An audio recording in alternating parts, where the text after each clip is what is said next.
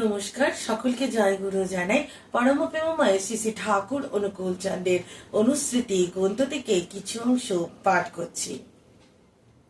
ঘাটে ঘাটে ইষ্ট স্ফুরণ যখনই তোর হবে, ব্রহ্মবোধের প্রথম ধাপটি ঠিক পাবি তুই তবে। ঠাকুর এই বাণীটিতে বলছেন যে আমাদের মানুষ জীবনে আমাদের প্রত্যেকটা অণু পরমাণু, আমাদের শরীর, মন, আত্মা সবকিছুর মধ্যে যখন ইষ্ট জেগে উঠবে, যখন আমরা ইষ্টময় হয়ে উঠব, তখনই আমাদের মধ্যে ব্রহ্ম জ্ঞান জাগৃত হবে।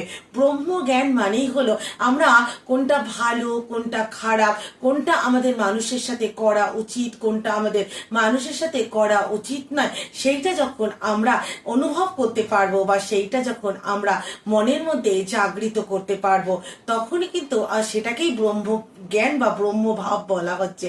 তো সেই জ্ঞানটা যখন আমাদের জেগে উঠবে, তখন তো আমরা এমনিতেই আমাদের নিজেদের এবং আমাদের আশেপাশে সকলের ভালো করে ফেলবো। আর সেই ভালোর টানে কত মানুষ আমার সঙ্গে আসবে, কত মানুষ আমার সাথে যুক্ত হবে।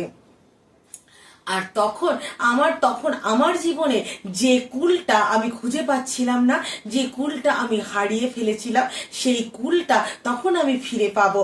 যখন আমাদের মধ্যে সত্যিকারের ইষ্টের জাগরণ হয়, তখন আমাদের আত্মীয় স্বজন, পাড়া প্রতিবেশী সকলেই তখন আমাদের কাছে ছুটে ছুটে আসেন সেই ইষ্টের টানে, সেই ইষ্টের পরম আশীর্বাদকে গ্রহণ করতে।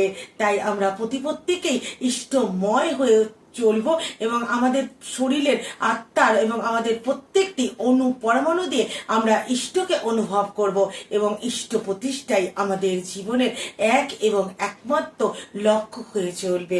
তবেই আমরা ভালো থাকতে পারবো এবং আমাদের ভবিষ্যৎ ভালো হবে।